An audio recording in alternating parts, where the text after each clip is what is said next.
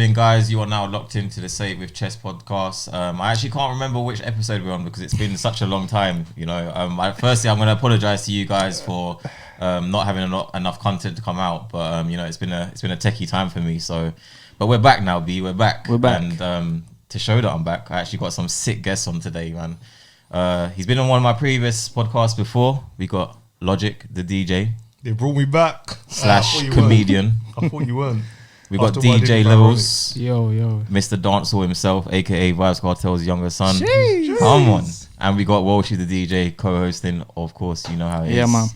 So, Mandem, how's it been, man? How's it been? I've been off the podcast for a bit. So, what you guys been saying? Well, I think we can all safely say that the light's at the end of the tunnel now, isn't it, man? Things are starting to open up. We're starting to get them gigs coming through. So yeah, but there's always that element of surprise, though. Like boys could come and say, "Oh no, we've got to do this." Fuck up the whole thing. I don't think he can do. He shouldn't do that though. Like he's not allowed, man. Because imagine him opening up everything June 21st, and then cases rise, and he's just like, okay, we're gonna go back to how things were last year. Like, I don't think you can't do that to everyone's mental. That's ridiculous. It's a bit mad. It's very mad, man. Yeah, but he follows recommendations, doesn't he? He does. He doesn't have the final say. I personally don't think he has the final say. I think he follows people's recommendations. So no, but that will mess people God up. forbid that he does lock everything down again, man. Because I don't think a lot of people are clocked though. He's actually said in one of these briefings that there's going to be another lockdown. Like it's going to happen. It's going to happen. Yeah. When? What did he say verbatim? End of summer, like around that time. Because once things open up, you know, everyone's going to mingle, do their thing. And there's going to be another spike.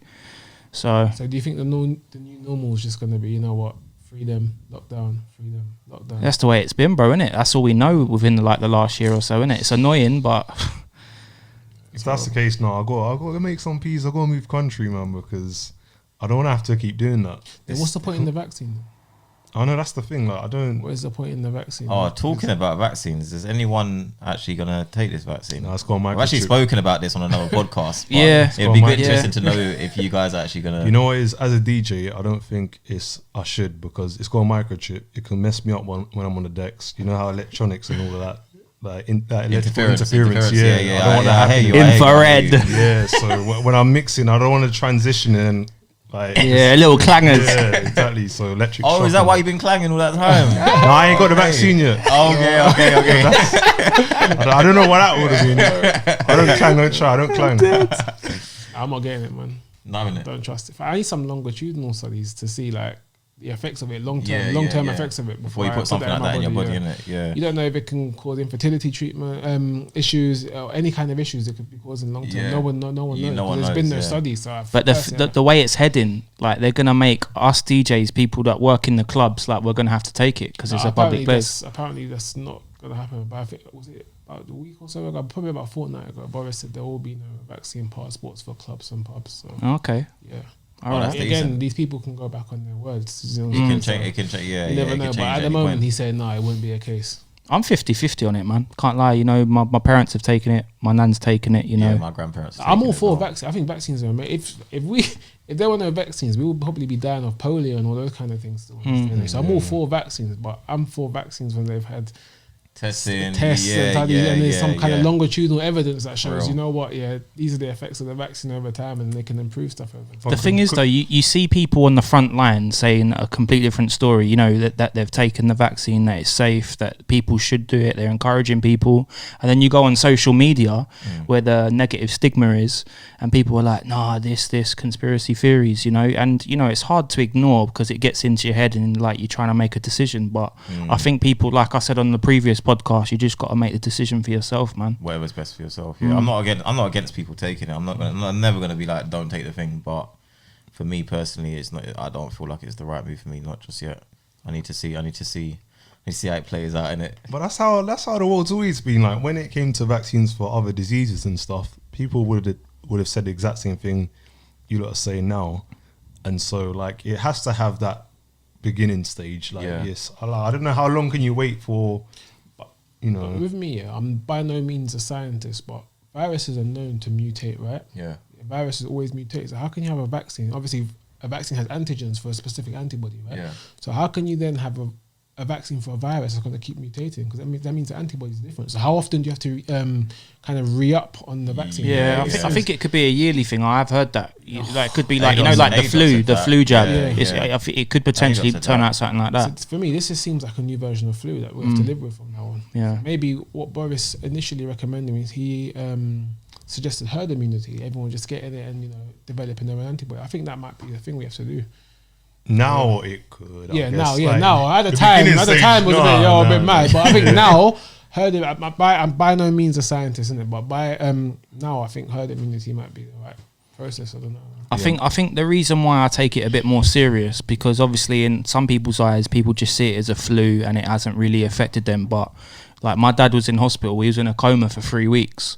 So, when you think about flu and like somewhat like that knocking my dad out for like 3 weeks and almost dying, it's just like, he's had the flu before. It's never knocked him for 6 like that. So I'm trying to put 2 and 2 together, and it's just like what is it? Like, what's going on? Yeah. How is he now? Is he okay? He's getting there. He's got like a lot of like COVID after effects and stuff. But, I'm just grateful he's here, man. You know what I mean? That's the main thing. That's the other thing. Long COVID, isn't it? The whole thing of people still having effects of it, like a year later and 6 months and that. Yeah. So it's a techie one, I think, man. It's definitely a techie one. I think it's just your personal experience and the way you're thinking. That's it, really. They're also speaking about there might be an Indian variant at the moment. Well, there's postcode variants. There's the Croydon variant, isn't there? Like, it's a bit mad. Still. I can't keep up, bro. I can't keep up. Well, even like them Pokemon cards, innit? When you get an upgrade, son. So you get to the shiny one at one point. No, that's the way it is, man. Yeah, I guess it is one of those things. People just gonna have to make the decision for themselves. I don't know if I might. Yeah, I don't know if I'd take it. My mum took it. Like, I was a bit. I'm not gonna lie. I was a bit worried. Like, when she was saying, "Yeah, they're gonna give me the vaccine." I was like trying to keep calm, because I was thinking, "Don't want to scare my mum in it." And I was thinking, "Oh, yeah, that's calm in it." Like, I guess she's high risk, so it makes sense. But then, for a while, I think it was like you take 2 shots with one of the. They have the 2 different ones, innit? And she took the first dose, and then like she was fine with a bit drained, and then she went back for the second one, and like she's been okay. But not everyone. I guess some people have had like the effects. Yeah. The thing is, most people will be okay from it, because obviously these companies, these are big corporations that are producing these vaccines. So it's good PR for them if they have minimal issues from these vaccines. So most people will be alright. It'll be probably 1 in how many thousands that will have complications. So most people will be fine. Most people won't even see any. Most people won't even see any complications. It's a good percentage to go off, isn't it? If only 1 in however many are going to have any complications. Just posing the question though, what is it for you, man, that really puts you off though? Like, on a big man thing, like banter all aside, like what is it that makes you think, I don't think I want to take it? I feel like the turnaround time was just too quick, way too quick. Okay. I actually used to think that, but then when I dug in and like done a bit more research, when they've got all the scientists all around the world, getting involved and trying to find out what's going on, that was the turnaround time. That was why it was a lot quicker. But then I also asked myself, we've had scientists all around the world trying to fix stuff like cancer and whatever else for however long we've been pushing. Again, definitely, bro. Cancer can be seen as a virus, because there's not one type of cancer, it's many different types. And it's different types of cell division, isn't it? So how do you control? Can you control cell division from one approach? No one knows. So again, I think there might be not necessarily vaccines, but some kind of form to stop different types of cancer. But cancer as a whole, I don't know. I think. Oh, sorry. Go ahead. Say in terms of what's I about to say? It's gone out my mind. I'm sorry, my bad. Why you, bro? I didn't mean Let it. people speak, you're man. moving I'm mad, not going bro. to even look at you while saying this, because I didn't mean it. But I was going to say about how, but with cancer, it's not contagious like coronavirus. Yeah, of course not. And it's affecting businesses to like ridiculous. And I think also, the turnaround time, it would be faster than they would have found a vaccine for like old diseases and stuff, because we have newer technology nowadays, and how serious the matter is, where now you can't even go into offices and stuff like that, and businesses can't really thrive. So I guess that's why it's been so quick and stuff. So I don't think that's the main. Do you feel like it's quicker than usual because now it affects like the economy? Now it affects of course. Big, like the guys up there's pockets. Yeah, definitely. Do they think to themselves, all right, we've got to actually get something done with this? Yeah. and just It how all comes contagious down- it is as well. A lot of things come down to Well, money, people man. ain't paying tax, national Yeah. insurance. People are out of work, so Yeah, of course, it like they're doesn't work gonna for them. like make Yeah. the bold moves on trying to make something happen. So I guess that as well, me just not trusting basically anything the government say anyway, is a big factor in that. I just don't trust. I haven't trusted the people in charge for years, and that comes down to I don't even vote now. yeah, well, Don't bother. that's another. Only like- time I'll vote, I Yeah. think I was saying this the other day. I think the only time I'm really going to go out to vote is if we're voting to make London an independent state. See that Barcelona or something like that. Yeah, Because yeah. I think no matter what we do in London, the rest of the can we be honest? Bro, The fuck, rest of the shit, country bitch, fuck it up. dick, whatever. No matter what we vote in London, yeah, the rest of the country fuck it up. man. Full vim. Yeah, it's crazy. So we could say, for example, general elections, right? Say majority of London votes Labour, because obviously Jeremy Corbyn. Let's use him as an example. Yeah, The rest of the country are going to vote for some conservative leader, whatever. yeah. Even though they're living in poverty, conservatives are completely, their policies are completely, Yeah. against what most people stand for and live like anyway. So the only time I really make an effort to go out and vote is if we're voting for London to be an independent state. Man. You see that talking Nico about- guy that went through it. Oh, he was hilarious though. You see He was that? fun. He had me. Some of his policies. Were I couldn't hilarious. believe it, bro. He come fifth in the general election polls. Just says How mad everything. is that? Powerful, It's crazy, Powerful man. social And media. that was social man. media. And this guy was, I can't even remember some of the policies he was trying to put out there, but Yeah. they were funny, bro. Yeah, It's some like of all them you got to do is hilarious go on still. YouTube still. And just say it. I think saw he's on Instagram, relatable. yeah, exactly that. And I think because it's jokes to some young people, it's like, hey, let me go out and vote. Let me make the effort. You see what I'm saying? Yeah. So yeah, I feel like a lot of the elections, the people that actually get elected, it's not in terms of like looking after our age demographic. It's a lot of it's for the older lot. It's for the get them out my country type people in it. So I wouldn't even It's a just myth. say that, bro. I think because a lot of us probably spend a lot of time on social media, we're in like a little echo chamber where we think everyone has our views. But then when you come off social media, it's a completely different world. completely different Yeah. world, People yeah. like you and I, same demographic as same age, maybe slightly similar demographic to us, have completely opposing views to us. But because on social media, you're probably reading things that have similar or statements Yeah, I that know are what similar you mean. views to what you Yeah, say. yeah. Yeah, you won't realize that. So yeah, but most people, trust me, when you come off social media, everyone's completely different. People that look like you have completely different views. Man. Yeah. I just feel they make promises they can't keep, man. That's just my view on it, really. I don't feel like it'll make the slightest difference. It's funny you say that. 'Cause what year was it when the Tories they had promised that they were going to reduce the fees for university, and then 2010, I think it was. and then they got elected, and then they just raised them. It was They tripled it. 2010, yeah. Bro. David Cameron was in, and then we had the student protest, right? Yeah, look, that was Listen, all I know is you can't trust a politician, man. That's all I'm going to say. You can't trust a politician. I don't fuck with it at all. I Do can trust if Jeremy Corbyn. Huh? I think I can Yeah, trust Jeremy Yeah? Corbyn. he was one of the ones where I thought to myself, do you know what? He's kind of got it. Now But that he's not a Labour, right? If you see what he's doing behind the scenes with no media coverage, he's there on the front line helping his constituency. he was Like, genuine. I think he's definitely genuine. genuine, Still, anyone else? No, yeah. can't do it, man. Now, if I feel like if I was like forced to vote, for example, I'd be voting for who I think is chatting the least shit. Like who can actually deliver what they're actually saying. Jeremy Corbyn's brother that was running for mayor, but I can't remember his first name. But I looked at his policies, Yeah. and I was like, all right. And I saw his son. I was like, oh, it must be related to Jeremy Corbyn somehow. I Googled them, they're brothers, but they've got similar philosophies. innit? Yeah. So yeah. What do you, man, think about Sadiq Khan getting re-elected, man, as Well, as I mayor of just know London? my congestion's fucked. I know when I go. A406 Smith, innit? Bro, when I go M25 play, when I go thing now. play in like Didn't Central he now, cancel it's it? Didn't he say? he's Nah, not I gonna think go for that I anymore? think it's still going ahead, man. that's why I'm getting a motorbike, man. Myth. Makes sense, So man. wait. So what happens with us? We live like. Yeah, I don't know how it initially works, but all I know So is if I move my car, I'm gonna get charged basically. that's how mad it sounds. That's what I'm saying. That is Anything within the A406, that's crazy, isn't it? Nah, bro. Whereabouts do you live? Well, East London, East Canning Town, yeah. Yeah. Canton as well. Close. Don't want to bait up the thing, but yeah, close. Fair enough. Yeah. He's gonna give us something. That's alright. That's alright. Canning Town McDonald's. I don't care, man. You?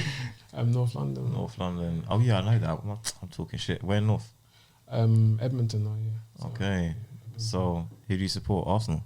Of Oh, mad thing. We're gonna speak about Super League soon as well. It's mad because my local team's Tottenham, and even I used to live in. God, they're even worse. Yeah, exactly. I know, but and it's mad because in the local area, I swear there's more Arsenal fans living in Tottenham and Edmonton surrounding areas than there are Tottenham fans. Yeah. Thierry Henry, that's why, man. You know, there's Young a period of time, I think in the 2000s, no matter what team you supported, especially for like young black boys growing up in London, I think he was everyone's hero. Yeah. Come on, like.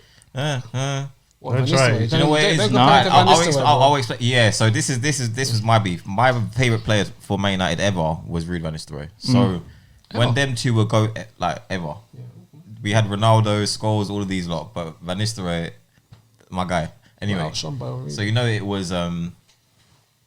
He went to Real Madrid and flopped though. Just saying. He didn't flop. He did. He didn't flop. He did. He didn't flop. Do you think he flopped? Yeah, I think he flop. did. I don't Still, think the club were, like, he weren't coming with that same energy. That's what I'm saying. He was finished though, man. Come on. There we go. You just said it for me, bro. But that's it. Fair enough. That's it. So, you know, obviously he was going for the golden boot every season, pretty much. Him, Shearer, and Thierry. Yeah. Say Henry first, because Henry was the guy that won it. Yeah, so and he let Van Nistelrooy win. We won it like once. Yeah. Yeah, he let Van Nistelrooy win. That was. Can we admit that he let Van Nistelrooy win? Do you know that? I don't think he let him win. He didn't take penalties. He stopped taking penalties. Yeah. His assist game was mad. And apparently Van Nistelrooy used to cry after matches when he saw on. Did you see that on Gary Neville's soccer box? They were like, I saw a podcast. Van Nistelrooy used to be very upset after matches if he didn't score. And he saw that Henry scored. Like living in his head, rent free, fam. But that's good though. That's Michael Jordan mentality, fam. No, he took it personal, fam. He was crying. I don't know if MJ cried. MJ kind of said, "Yeah, he's on my list," but he didn't say, "Oh, I was crying about it." So what are you saying for Super League then? I'm all for it, man. Well, because of the But P's, that's 'cause of the P's, isn't it? Yeah, of course. But also, so what I understand of it is the clubs are saying to UEFA, look, this is my understanding. This is my observation. I could be wrong, right? But I've read that the clubs are saying to UEFA, look, we bring the bulk of your money in every year, so we should be getting paid accordingly.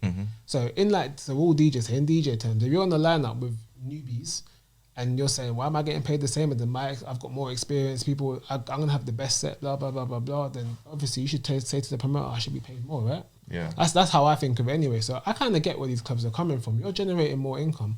Like you want to be paid fairly. I would rather watch a Real Madrid versus Chelsea game than let's say Celta Vigo versus Werder Bremen in the Champions League. You know what I'm saying? Like the money comes from the big clubs. So I kind of get where they're coming from.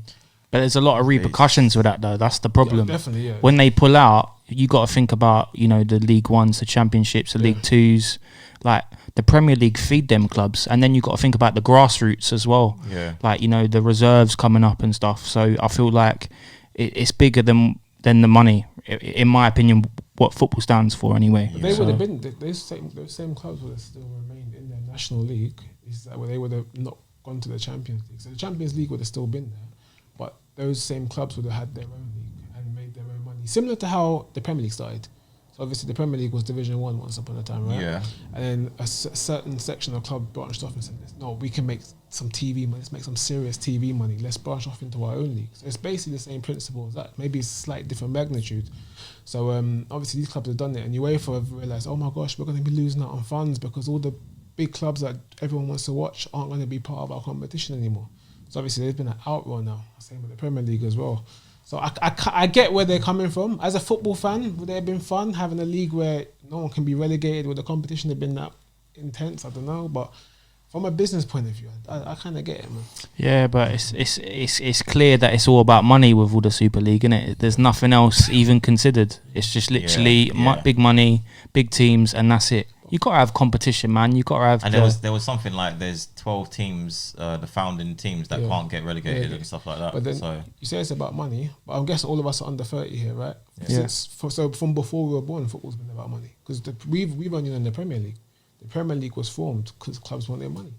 So this is again, it's the same principle, but different. As a club owner, you can kind of see where it's you're going to earn billions or whatever off just being in a league. I can understand you want to make your money, right? Yeah. But wait, so it messes things up a bit. No, I'll tell you what, right? So obviously, if you took the teams that went in for the Super League out of the Premier League right now, Leicester and West Ham would be the top two, right? And I mean, for a West Ham fan, we haven't been in the top 4 for a very long time. Do you know what I mean? It's been a very exciting season, but like, I like that controversy, man. I like that ball ache, especially for Arsenal fans. You know what I mean? They go through it every week. You know, it's mad, but that's what football's all about. The ups and the downs. Do you get what I'm saying? I couldn't have. It wouldn't be the same West Ham going for the top 2 every season. It wouldn't be the same. It wouldn't be like that. That's a misconception that like Sky and all these other corporations that they've been losing out. It's a misconception they've kind of spewed. So the clubs still would have stayed in their leagues, in their respective leagues. So obviously, La Liga, Serie A, and Premier League. But then they were just obviously the top teams wouldn't be going to the Champions League as they normally would. So was it top 4 go to Champions League, right? So the clubs from England that would have been so the so-called top 6, they would have been going to the Super League every season. So no matter if say Arsenal come in 10th, they still would have been in the Super League. So that takes away that competitive edge kind of, innit? So I get it from a sports fan's point of view.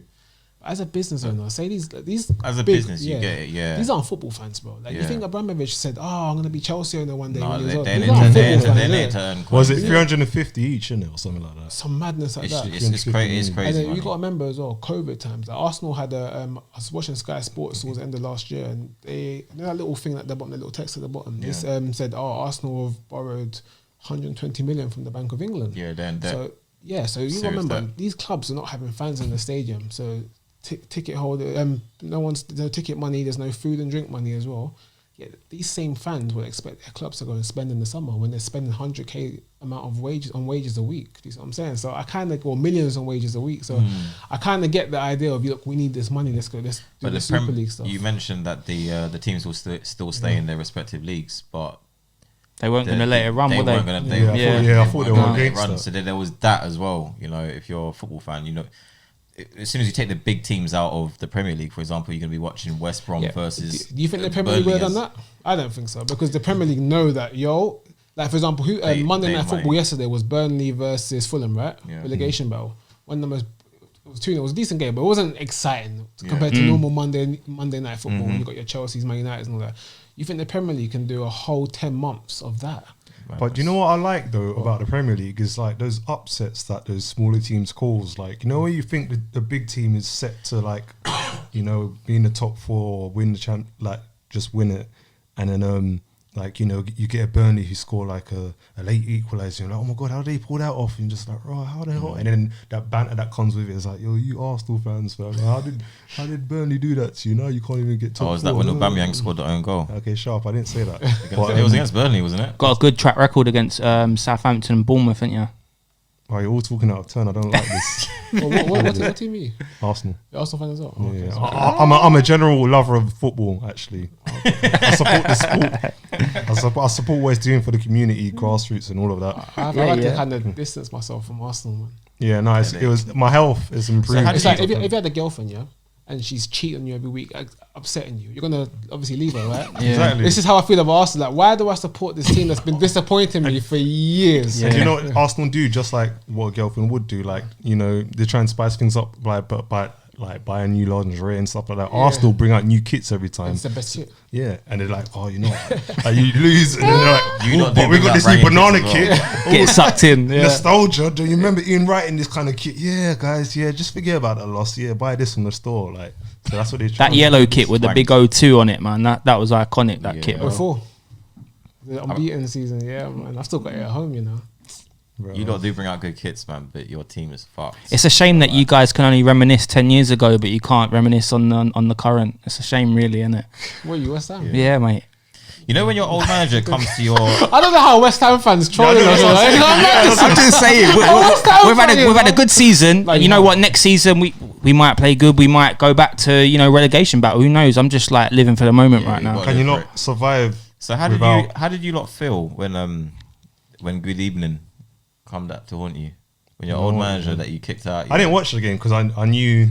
Arsenal wouldn't put it off. You just had to score one goal, like one. Yeah, goal I know, but you know it is. Arsenal have just become a banter club. Like they need to actually like just release like a comedy series on them, like on Netflix. Arsenal TV, man. Like the Downfall or something. No, not Arsenal fan TV, man. Just I don't know. You know what? It literally felt like an inside joke to me at one point. Just how bad they became. Like, I thought, all right, joke's over now, guys. Let's pick it up again, but. It hasn't. No. It was a shame about Claude as well, man. He sadly passed away. No, Claude. I met Claude a few times, and like, he was bare safe. Like it was nice. Like, He just made a big mistake. He made a massive mistake. Yeah, on like On Arsenal online TV. He made a massive mistake, man. I'll tell you what, though, I do have a question for you two Arsenal fans. Yeah, do you think it was a mistake letting go of Wenger? No. No. I think everyone has their time. I think he served the club incredibly well. I'm not gonna, and I won't lie. I think he's still better than this manager and the previous manager, Unai Emery. I think he had his time. I think it's like Mourinho. I think Mourinho's tactics are a bit outdated now. And their approach to football is a bit outdated. So I think it was right. It was the right decision to let him go. But I think it's Arsenal philosophy. Like, we don't get the big names. We build people up. So Unai Emery, when they could have probably got any other manager. Arsenal pay good money, so they could have brought in any manager. So money speaks. So I don't think Unai Emery was the right choice. I don't think Arteta's the right choice either. I know people say trust the process, but when you've got a newly promoted team in League, as in Leeds United above you in the league, you can't trust the process. Madness, it's I think that was the turning point, though. You say that you don't regret like Wenger going, but I think that was the turning point for Arsenal, really. In football, everything. Man United second in the league, though, and they've gone from Moyes, who didn't do too well. And now they're progressing, so it might take a few years for Arsenal. Doing all right. You know what it is? They just don't. They didn't make a mistake getting rid of Wenger. Like, obviously there was Wenger ball and all of that, but just the last few seasons, it was just horrible and But they just did a bad job with replacing the manager. Like they haven't really replaced him. Who recommended Arteta? Arsene Wenger. Who recommended Moyes? Alex Ferguson. These managers, I don't know. I think they just need to kind of keep up with how the game is currently. I think the whole thing of building up the youngsters sort of thing, because Wenger was still trying that during the thick of things. Like there were a lot of games against these teams with like big players and that, and we needed to replace like strikers and this and that, but he was still going for like the average guy from the French league and this and that, and then placing them there, and he was trying to make things work. I just need to get my 50p in before we end the football talk, but I just think it's cheeky, very cheeky of Arsenal fans. He's having a field there. Listen, going for the Super League, but you can't even make European football next year, bruv. You know what? I thought that was cheeky. That's why I was so annoyed when I saw the whole thing about the Super League, and they're like, Arsenal, and I was like, they're going to be in it. I was thinking, what? Like, are you serious? But in your defense, it comes down to who makes the most money. Well, who generates the most views. Yeah, but it was just like, that's why Leicester didn't get into it. That's why it just didn't make sense though, ability wise. Like I was looking at it ability wise, I was thinking, why are you doing this? Again, it's all down to money, isn't it? But who would have thought 5 years ago, Leicester, like winning the league a couple of years ago, top four, over, Arsenal is a big team. Like in my head, they're the top four. They are a big team. But bottom line, Chelsea, Liverpool, Man United, they're the go-to in the Prem. Always have been. But it's just crazy how like things have changed now. Tables have turned, isn't it? Yeah, we've got Astroworld up top as well now. But what you said about Wenger and buying young players, other managers have been doing that. Because remember, Sam Allardyce was going to buy Lewandowski a few seasons ago. It's only because there was some issue with him flying over. He didn't go, and he ended up buying Borussia Dortmund instead. So Klopp's been doing that for years. Like he had, I don't know if his budget was low at Dortmund, but he was buying like really cheap players. They're notoriously known for it. And then literally just selling them on to Bayern Munich, and he was doing. He got the Champions League final with that. So Klopp was buying people like he brought Dembele. He brought players, and then boom, 100 plus. That's what he did. Well, close to, if not madness. So Wenger was still trying it, but I just didn't think maybe his scouting network wasn't the same as it was in the late 90s, early 2000s. I don't know. It just wasn't working out for him. Speaking about money, did you know that the Champions League final, the winners get about 70-80 million cash prize? But did you know the playoffs, championship playoffs, get over 200 or something? That's how much it generates. Yeah, that's nuts, man. Like it's the championship playoffs, or the actual people that promote everyone from the championship. I think it's I'm sure I looked and it was the playoffs. Yeah, I think I've seen something like that. Yeah. So is it more profitable to be in the championship in the league than it is to win the championship? Yeah. No, it is. Wait, to take part in the playoffs? In the playoffs, you get how much? You get I don't know if it's it's the money it generates. Oh, it generates. Okay. It generates people a lot actually of money. Personally, I don't even watch that. I just look at the results. Okay, cool. I watched it towards the end. I do watch playoffs. I mean, I've seen quite a few because of West Ham. Do you know what I mean? Yeah. There we go. Shot myself in the foot, but that's football, isn't it? The controversy. I A love few, that. yeah. Huh? A few, yeah. Yeah, that's it, brother. Come on. Do you feel like the energy that was put into this is going into a whole other topic, but do you feel like the energy that was put into Super League, obviously because it comes down to money, but there's so much more important things in the world that we're still trying to deal with, like racism in football, and we still can't tackle that properly. I got a point I'm going to come to about that, how I feel that should be treated, racism in football. But what do you guys think anyway? Well, I mean, I quite like the fact that they're still getting down on one knee after every game, and it's not been like a 2-minute spell. Yeah. So they're still putting it out there that, you know, it's that it should stop. And I think disagree. I think that's an empty gesture, though. I disagree with it. Because At first, I was agreeing with you, and then I was the same. Yeah. See, when the Millwall thing happened, when they were booing. Yeah. Obviously, like I said before, my dad's a Millwall fan, so he was like, "Yeah, so what? They're booing.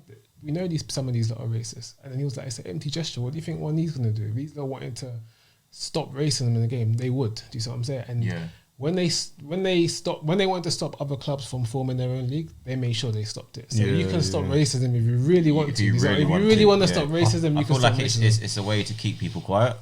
Yeah. Let's get on one knee. Yeah. We're trying to do something about it. Do you know what? I think, I don't know if, they don't really want to invest much money into actually like getting rid of it, sorting it out. And the annoying thing is, it is an empty gesture because I feel like they keep doing these things to make it look like they're doing something about it. Like the whole like, we're coming off social media and the black squares and all of that. And I'm thinking, you jump back on social media after that and people are still harassing the players. Yeah. Like, So here's it stop. Go for it. When does it stop? Because I remember when I was in primary school and they had like, I think it was when they first started the kick it out. I was at secondary school and they had like wristbands for racism as well. Oh, I remember them, there's man. so many different gestures to stop racism. But if you really wanted to stop racism, you would stop it.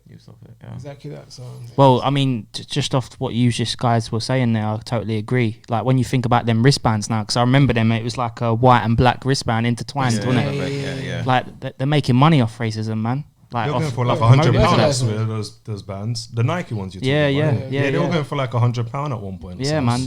When you think about it, they're making money off that, man. And that's not right, is it? Really? Here's my thing about it. Yeah, if you treat racism like if you're in a normal job, you work for Argos, if you're racist, you're gone.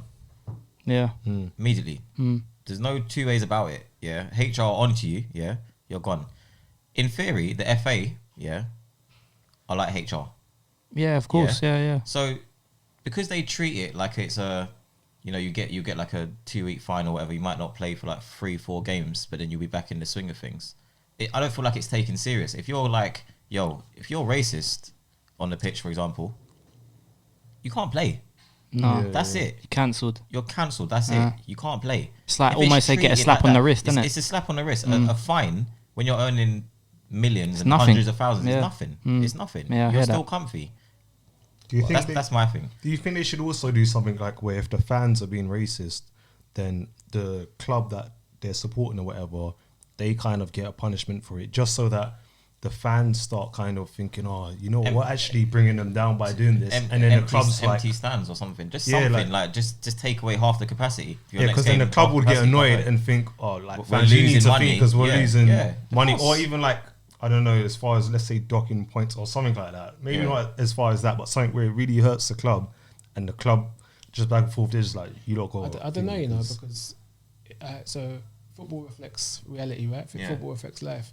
And like you said, if there's sanctions, people may stop. But there's sanctions for other crimes and people don't stop doing them. Do you see what I'm saying? I think the way to eradicate racism is if you look at football as an institution, right? So you got the FA, you got coaches, you got players, you got referees, etc.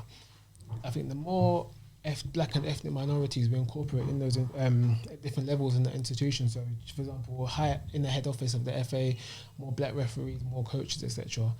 I think racism will be able to be stopped that way. You know what I'm saying? It's like, for example, racism against Jewish people is taken incredibly seriously in comparison to black people. But then when you look at different levels of society, Jewish people are higher up. So they can advocate for stronger sanctions for people that are being racist. But black people can't do that, especially in football, because there are no black people. So, for example, if there's a panel of people talking about racism in the FA, there are no black people on that panel. You know what I'm saying? Yeah. It's a group of and then maybe middle-aged Englishmen saying, "Oh, but it's not that bad. Come on, let's give them a 2-match ban or whatever." So until that changes, like I said, football mimics society. Until that changes, racism will still be. Racism will not be eradicated. Basically, the people at the top need to. There needs to be a bit of a change. Yeah, 100%. Yeah, okay. But then also I think that if footballers were to say, you know what, we're going on strike, same way NHS or TFL do when they're not getting paid. Yeah. Say, well, we're not playing. That would affect the owners' pockets. 100%. And then that's another way I think, you know what, the clubs might say take it more seriously. There was a team in La Liga, and there was a player that got racially abused. It was a couple, maybe like a month or so ago. I can't remember the guy's name, but he got racially abused on the pitch by the centre back, and his whole team walked off. Yeah, I see that. I can't remember what team it was. I see that on YouTube. The turning point,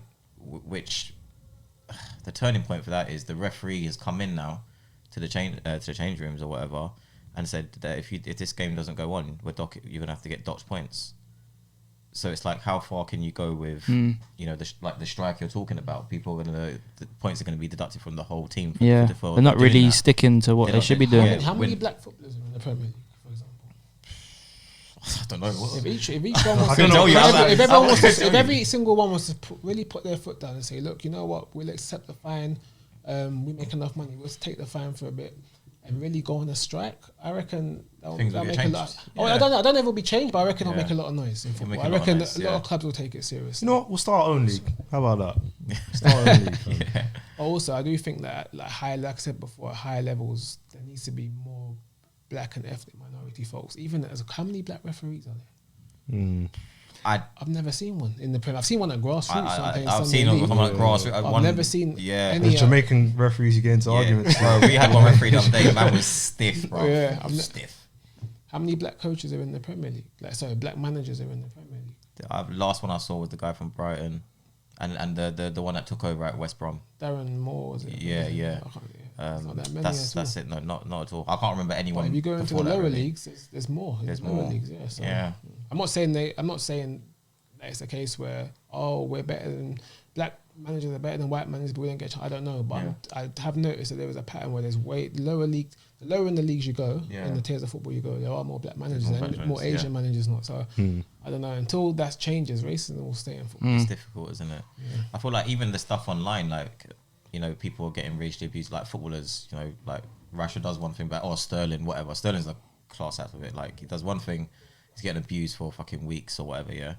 Now, are you telling me that the guys that, you know, behind like Instagram and all that, can't have like some sort of, I don't know, like a mechanism where if you type N-I-double-G-A, it won't let you send it? Yeah. Do you get what I'm saying? Yeah, or N-I-double-A-A, you know, where people try to get around it or whatever. They definitely do. Are you telling me they can't do that? No, they can, because have you noticed you can't do that on certain like internet games, or I think even on you can't do it on Twitch. Yeah, you can't do it on Twitch. That's the way. So, that's the way forward. Yeah. If it's been made impossible for you to be racist, there's nothing around it. No, they just be racist behind your phone. I think Thierry Henry suggested a stronger sign-up process to social media as well. So a lot of these accounts are troll accounts, aren't they? So you got to verify. Anyway, I think he suggested something where that, look, if social media makes you verify yourself, and then there'll be a piece saying that there will be less racial incidents on social media. That's a good way to go. You lot would feel comfortable signing up to social media, right? With like verifying, like if they said, to scan like your driver's license or passport or something, you'd be alright with that, yeah? I'd be alright with it. I think, to be honest, I think we're alright with anything when it's not once it's normalised. Because if it's something they suggest now, it might be like, what? We've never done that before. Give it a few years. And then everyone's doing it. It's just normal. Yeah. I wouldn't mind. Airbnb, you got to do for Airbnb. Yeah, I was going to say I wouldn't mind because of that. Yeah, exactly. And they're just taking my data every day anyway. Like I don't have a choice. But then again, you got nothing to hide as well. Like you're straight. You're not trying to go on there and do mad stuff. So I think your social media already has enough. Like you said about data, they've already got enough information. How many times you talk about something, and the next thing that thing's popped up on your the amount of time, madness. Instagram story just goes from one thing to, would you like to buy it? I'm like, how the fuck did you know? We was talking about headphones earlier. Go on my Instagram later and see some Sennheisers. Probably. But they've said that it's an actual thing. I can't remember what the technology is called, but like as in your phone, like it has the listing thing, so that it ends up picking it up. Like it's like gonna sound mad, but it's gonna sound mad like I'm paranoid. But I swear I've even thought about something sometimes. And next thing I see an ad, I haven't said a word. I've just been thinking. Next thing I see an ad, I don't know if it's the case where like when you're like conscious about something, you notice it a bit more. Yeah. But there's been things I haven't even said them. But next time I'm seeing ads for all over the place. Man. the microchip is in you already. Yeah, it must be, bro. It must be. You need to like watch your surroundings when you sleep. You know, It must like be, bro. It must be. Mad stuff. You know what? I was on BBC. This is a whole change of subject. And I saw like a crazy stat. And coming out of lockdown, or going back into lockdown talk, they reckon there's going to be a lot more knife crime incidents. So the police, I've actually had to type it on my thing. They've made over 400 arrests and seized 1,000 knives in London alone in a week.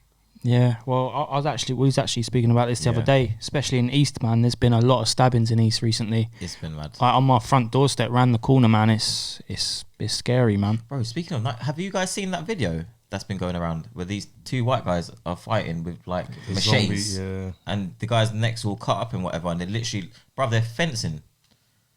They're legit fencing. Yeah, I'll tell you one thing I have seen on the flip. I don't know if you follow them on the gram. It's called Newham Streets or something Newham like Street that. Blogs, But I've seen a lot of people now that, you know, if two guys got a problem with each other, they have a ruckers with boxing gloves instead of like, you know, the generic knives and all that stuff. So I rate that though. Well, that's what should be happening, bro. Yeah. Do you know what I mean? Well, just you don't even have to have boxing gloves. It just has to be a fist fight. Exactly. That's it. And that's it. Just between two people. Yeah, that's it. Rushing each That's other it. That's it, man. Like, That's have you it. seen that video that I think it was like a year ago, but it went viral, where there's two guys and they're in like a high street, and a guy wants to fight him, and he's got his phone. He's like, "Nah, come with me to the boxing gym. I box that thing. You will fight there, innit?" And the guy's like, "No, he's all talk this and that." And then the guy who went to box him just like hits him for sweet connection and knocks him out. Some people say it was a cheap shot or whatever, but I was thinking, bro, you should have just taken up the offer of going to the gym, because if you get knocked out in the gym, no one else on the street has to see in it. Is it on a high street? Yeah, I've seen it. Yeah. But that's how it should be, kind of like if you have a problem with someone, it's like, you know what, cool, let's link up at the boxing gym, like we'll do this and X, Y, Z. But yeah, people will not. Just like in normal things, like if people want to like DJ clash or whatever, you do it. Just iron it out, innit, man? Like the old school way, innit? Yeah, that's what I mean. Yeah, a lot of these knife crime problems stem from trivial issues. Trivial issues. Little silly things, and a lot of ego in the streets as well. So it's horrible, man. It's, for me, it's crazy because even though it's like through the roof, like knife crime and just all types of whatever crimes, but with young people, because I'm so much older than all of this now, I legit, like, I don't know if I've got blinkers on, but I don't see it. Same. Yeah. I'm totally away from it. I have no clue. Like, I don't know what gangs beefing. I don't see little boys like in groups anymore. I don't see you never see it in action. I don't see it. You just see the aftermath. I just see the aftermath. Of it. Yeah, so that's a good point. It's different to when we were younger, because when I was younger, it was a thing of where I knew which areas had beef, where I couldn't really go because I was from here. Yeah. Like, who got stabbed yesterday, or outside the cinema, or don't go there. And Showcase. but now, like, showcase, isn't it? Like, now I don't know it at all. Like, when it pops up in the news, I'm like, oh, what? Like, what, 3 roads away? Like, I didn't even know. Like, that's mad. But you know what it is? I think it just as we've grown up, it's just like, you know, getting in the car, Uber, whatever.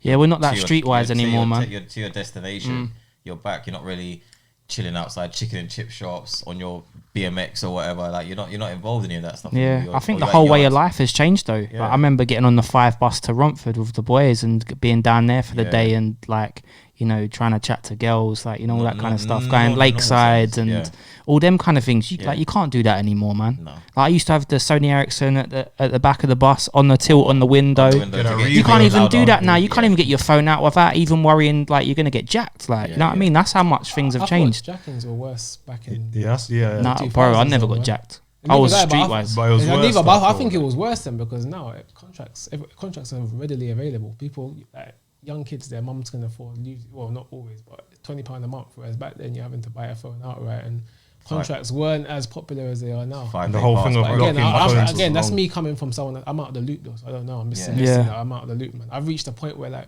you see, when you age, when you mature, you reach like a kind of slang and road and gang war cut off date where you don't even really know what's happening anymore. Like, there's certain new slangs. I'm like, I must have been on Twitter. Was it last year or the year before? People on Twitter were using the word shook, but in a whole different context. And I was like, well, I've always known shook to be scared. But now people are using it for something else. But I have no idea. I have no idea what they mean now. Yeah. But what does it mean now? No, it was like, as in, like, if like a girl like was dressed good or whatever, and like another girl to be like, oh yeah, I'm shook, sis. There you go. It's like kind of like what? See, They need to revoke that. I've always known it to be scared, innit? So I've reached like a slang cut-off date where literally a lot of new slang, I don't even know what it means anymore. Goes over your head. It kind of did like, it's like, kind of like shook, like you're stepping on next type of thing, like you're doing amazing, sis, like that sort of thing. So you got to admit though, like back in the day, you felt a lot safer going out, like going on the buses, the trains, you know. I didn't. No, I did. I disagree. No, you don't feel like you were safe back then, no? I'll tell you what, I feel like there's certain areas. Of course. And there's certain areas today. I still. My area was rough growing up. Don't go to. I don't prefer not to go to. Listen, going to the back of the bus back in the day was where, like, the top deck, going to the back, man, it was just like, it was a tense thing, man. It wasn't something hard. I suppose I was with a couple man up, so it's a bit different. You know, it was so bad to a point where a guy tried to move to me, like, in my own area. Like, I got on the bus, I was going out to, like, Romford or whatever, and there was these two guys, and then one was like, yo, where ends you from? I was like, you know when that line comes in it, or what's the time? Yeah, I was like, bro, I'm from here, innit? And then just to let him know I was from here, I was like, and your name is blah, blah, blah. You go to my school, you're like in the year above, and you live like, 2 roads away. And it's just like, all right, cool.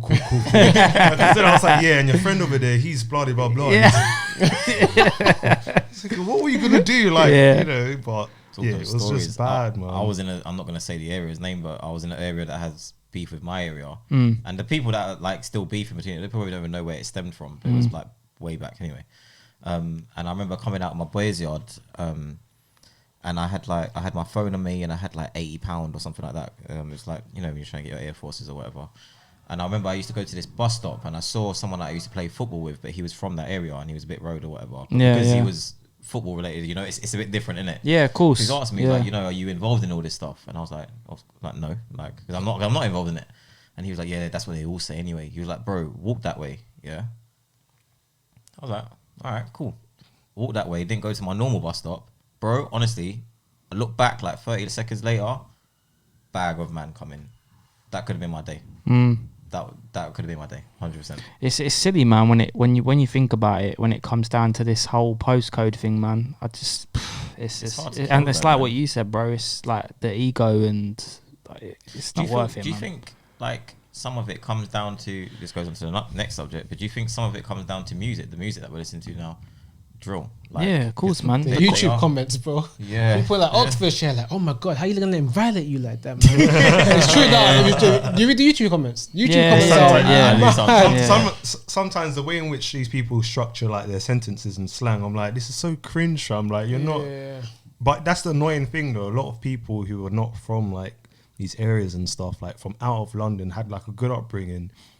Like, the way they feed into the culture and stuff, it's like, I get a bit annoyed because I'm thinking, to you it's cool, but the areas in which we grew up in, like, this is like very real. This is very real. Yeah, it was troubling. Like, it was difficult. Like, it was even bad to a point where I remember growing up. Obviously, drill wasn't around at the time, but where like they haven't come from a place where I literally thought by the age of, let's say, 18 or so, I thought, fam, I'm gonna get stabbed in it. Like, as in, it was so like frequent, it was happening. And I used to think, well, like, fam, how does it feel to get stabbed like on the side and this and that? Because like friends were having close calls, I was having close calls, and then like even ones where you were surrounded by people who have like long knives and stuff like that. Like stuff like that has happened. So then when people kind of like feed into the culture and they're not from it, I'm thinking, bro, like, to you it's cool and it's all a game, but bro, it's not sort of that way. So like it's very cringe to see online sometimes, like, but I don't know, the whole thing of the music influence in it, I don't know, because without the music, a lot of these people in that life don't have a way out, sort of thing. Some of them come from that background, they make those songs and then they make the money and then like they kind of think, I don't know, it's a bit techie. Like, I think it's encouraging a lot of the younger kids coming through, man. When you look at schools now and people in schools in comparison to how like us lot were in school, like I see schools completely different now. Like kids with a lot more attitude and stuff like that. So I definitely think music definitely has an influence on like the younger kids because they feel cool and they feel like, If you say music does, then wouldn't films have the same effect? Because films are visual. And there's games. a lot of games as well. Yeah. I think, I look at it like this. If we took away music, would knife crime be eradicated? I don't think so.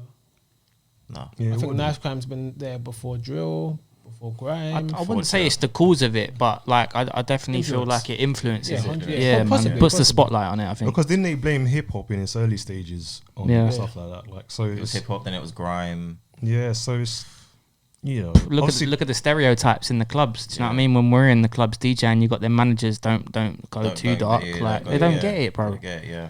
Oh yeah, it's good you mentioned that because there are people who will be watching this who don't understand as a DJ. You know when people come up to you and they're like, "Yeah, run some of the blah blah blah," and you're like, "Bro, Oh, I can't. I wish I could, but I can't." Like, That's a you know, I want to play here again, you know, like. yeah, like you know, the No, venue there's don't a- really. There's a have you lot heard of what's that roller skating place in Tottenham, man? There's a roller skating. Roller Nation. Roller Nation, yeah, in Tottenham. Yeah. So I've DJed there a few times, and the promoter has to say, look, because of the area, I can't have any drill music here because it's a rough area. It's Tottenham. It's a rough area, and there's people from different ends that come there as well. Yeah. So you play the wrong drill song, and And it can go Mad. off. That's my worry. Like being in Yeah. a certain area and like playing like an artist who has beef with that area. happened to me before, man. I was DJing at a house party in where was it?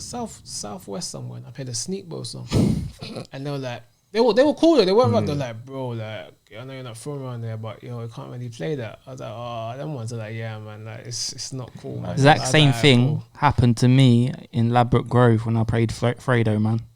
Same Do you remember same how thing. techie it was for us when we was at that club in What Shoreditch? No, we was at that club in it's next to Canning Town.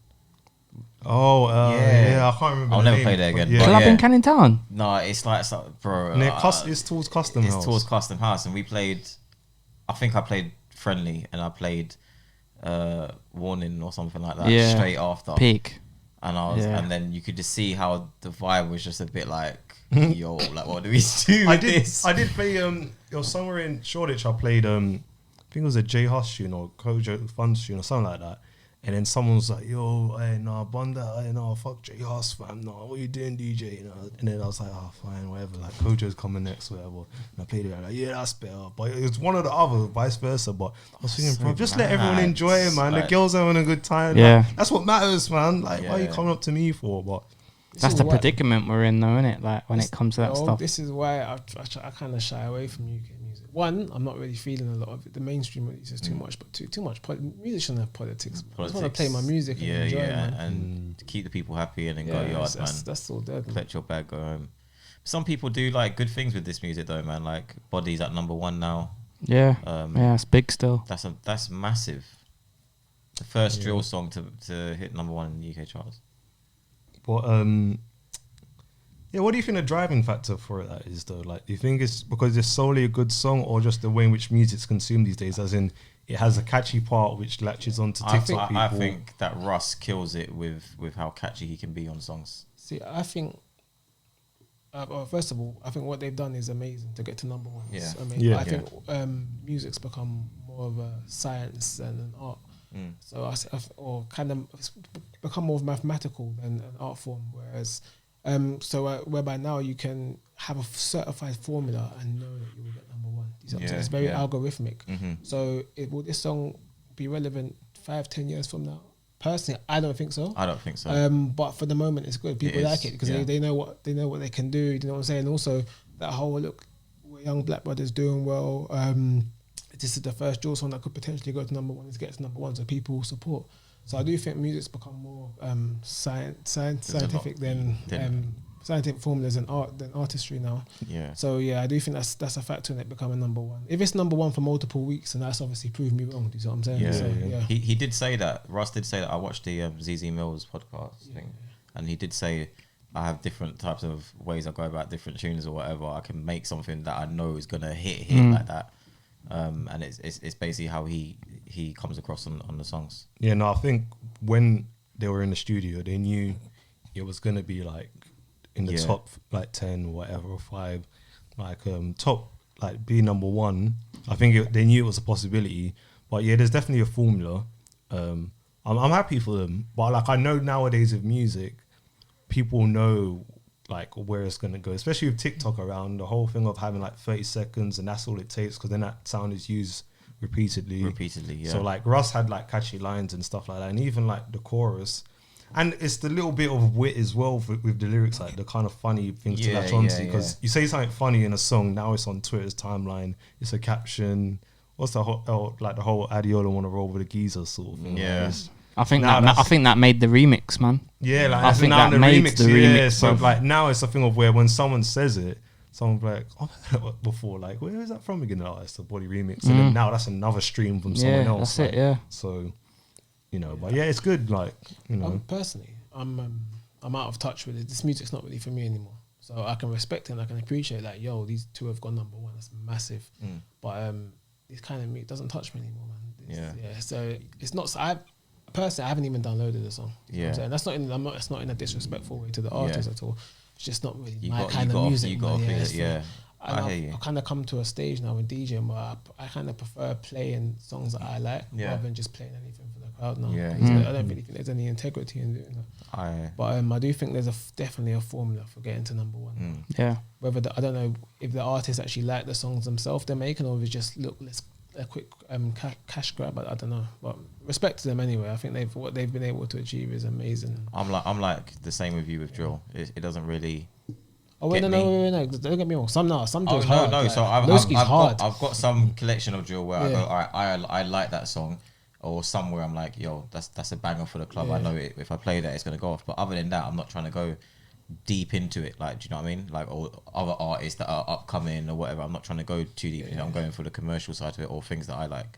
Whereas like old school R&B and hip hop, I'll go fucking deep into crates like and pull things out. Do you know what I mean? Or into albums or whatever, but I'm not trying to do that with drill. I just don't really fuck with it like that. Yeah, no, I just think it's mad that it's going to this point because drill was just like in its raw form, like in the early stages with 6, 7 and all of that, was just mad. It just felt like it wasn't even going to touch mainstream too tough because it just seemed violent and they were just like trying to stop all those artists from performing.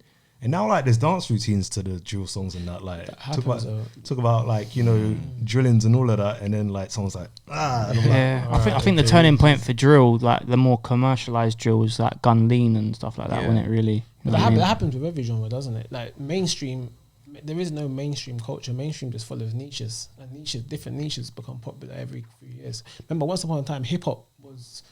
like NWA era. That was deemed like very violent, aggressive music. It was a niche kind of music. It wasn't mainstream. Now hip hop is the most consumed genre in the world. So that was bound to happen with drill over time. Over some time, yeah. Yeah, definitely, man. Lads, the time goes quick, doesn't it? It goes very quick. Yeah, man. It goes very quick. We are coming to the end of our hour. I've really enjoyed this, you know, like coming back after how long's it been? Mate, it feels like a year, mate. A month, 6 weeks maybe. No podcast. So we need go on, keep singing it. No, that's all I know. I don't know the rest. So yeah, this was a good one to come back to, man. You guys have been top levels. He was late. I didn't mention it at the start of it, but he was late. So if you've got a DJ book with him, tell him to come an hour before. He'll be on time for his actual set. Usually on time, man. Tell him he's on the hour before. Why have you waited to the end to try and ruin his brand? Like, everything was going so well. He was too good on the podcast, didn't it? I had to get out of it, innit? Logic. Oh, nice one. I should have aired you. Walshy. Done now, my G. We're off. So, plug your things if you want to plug it, man. Follow me, LEVSELECTS on everything. Yeah, that's it.